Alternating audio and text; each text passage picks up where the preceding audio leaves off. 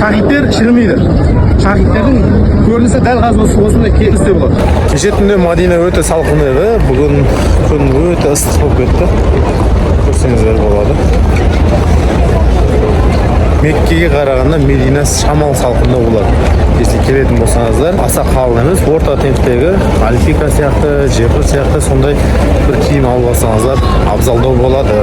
Мадина қаласына барсаңыз, міндетті түрде Ухуд тауына барып зиярат еткеніңіз абзалдау болады. Неге? Өйткені пайғамбар саллаллаху алейхи вассалам ең сүйікті сахабаларының бірі, бауыры Хамза ибн Абдул-Мутталиб радиллаху анху жатыр. Мусаб ибн Умейр бірінші хижрет жасаған пайғамбарлық кезіндегі елші, сондай байлардың байы болған, жігіттердің сұлтаны болған Мусаб ибн Умейр сол жерде мұсылмандардың туын ұстап, оң қолымен, сол қолымен ұстап шахид болатын ең пайғамбарға сүйікті сахабалардың бірі жатыр. Мусаб ибн Умейрді ондай ең қымбат жібек маталармен жүрген Мусаб ибн Умейр қайтыс болатын кезде оған мата жетпей қалған сахабалардың бірі. Абу Бакр радиллаху анху ол Ухуд соғысы Талха ибн Убайдуллахтың соғысы дейді.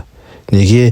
Өйткені пайғамбарды жан ыждахатымен қатты қорғаған сахабалардың бірі Талха ибн Убайдуллах. Және де бұл жерден алынатын оқиғалар пайғамбарға мойсынбаған садақшылардың төменге түсіп кеткені, Халид ибн Валид бүкіл мұсылмандардың көпшілік бөлігін қырып, тауда айланып өтіп стратегиясымен жеңіске жетуінің бірі болады. Ухуд соғысында Сахил ибн Хунайф, Анас ибн Надыр, Абдулла ибн Жахш секілді аты аңызға айланған сахабалар тарихта қалды. Сонымен бірге Хамза ибн Муталифті, Бахши ибн Харф деген Қабаштаннан келген құл алыстан найзасын лақтырып, Хамза ибн Абдул-Муталифті шахид қылды. Пайғамбар саллаллаху алейхи вассалам Хамза сияқты шахид болған кісіні көрмедім деген. Ухуд соғысынан алатын пайдамыз, демек пайғамбарларға, басшыларға бағынбау үлкен проблемаларға алып келеді.